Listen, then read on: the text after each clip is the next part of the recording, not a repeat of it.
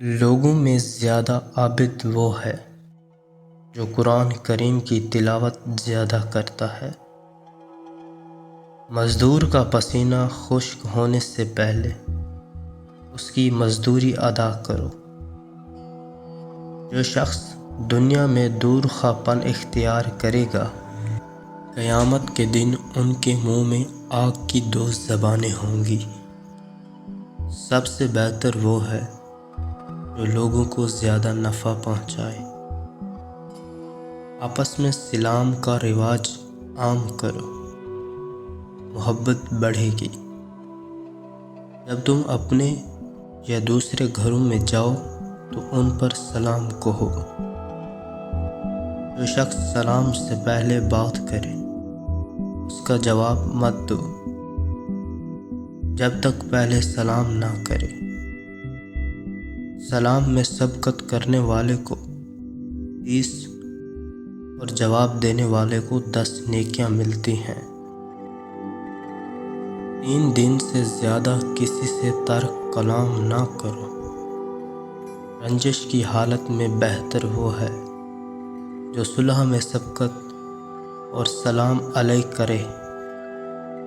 مسلمان کی رنجش کا خاتمہ السلام علیکم ہے۔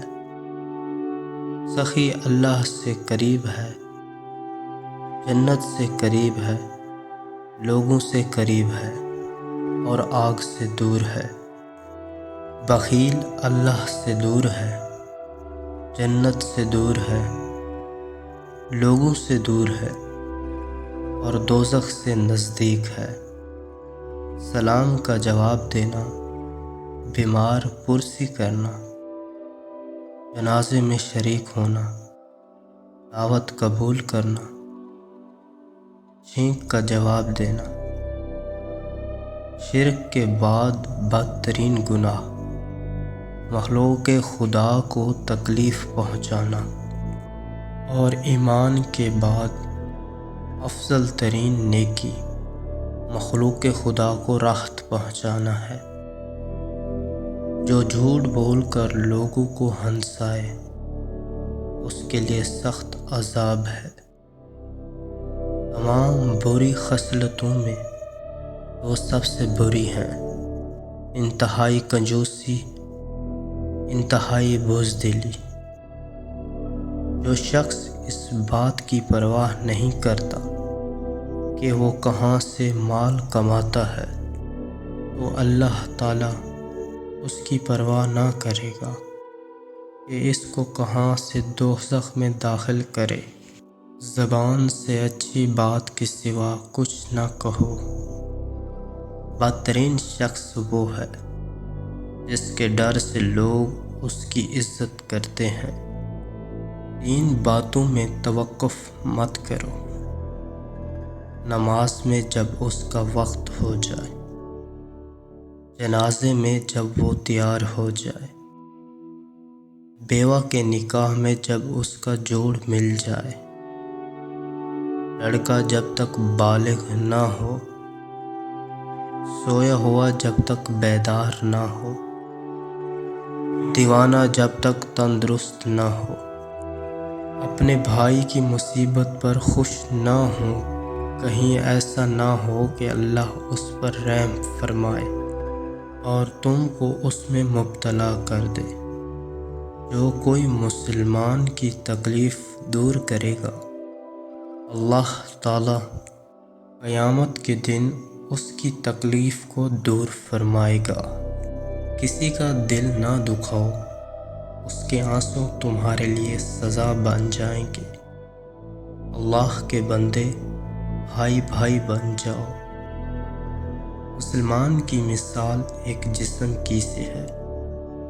اگر جسم کے کسی حصے میں تکلیف ہو تو اس کا اثر سارے بدن پر پڑتا ہے۔